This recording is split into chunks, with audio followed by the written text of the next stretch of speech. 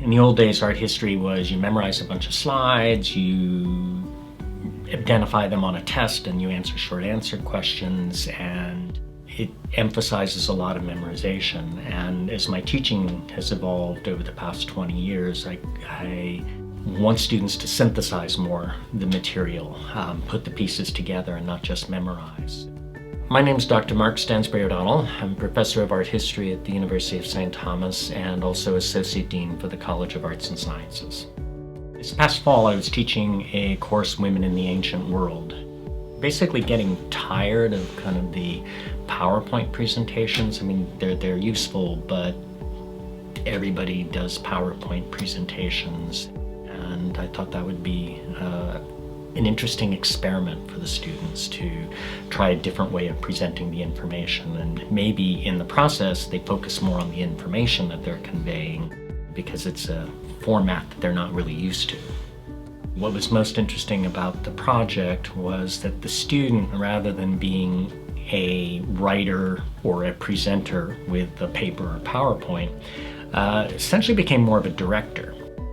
The quality of the videos in general was, I think, higher on par than the normal sort of PowerPoint presentations, and some were actually quite creative in terms of working with their script or finding interesting glyphs to mix with the images from the ancient world that they were using in it. So I think that kind of creativity was something you wouldn't see so much in a PowerPoint presentation. It's very kind of cut and dry. I think they became more aware of the words they were using in the process, because they have to type a script and they have to be economical in order to fit within the constraints, but they have to pick which word to illustrate and they have to cue that. So which word is the most important? And then if you pick a word like ancient, what is an image that conveys ancient to a viewer? And if you have several different possibilities, what might those be? And which would be the most effective glyph to kind of convey that image?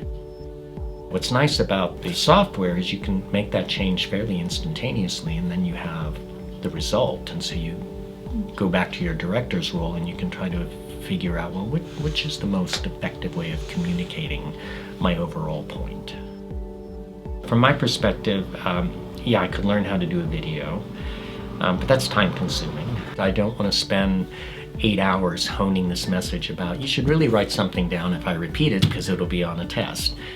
But if I can take 20 minutes and have some nice animation and post that on Blackboard or whatever's for the students to see, that would be time well spent that could reinforce the message well.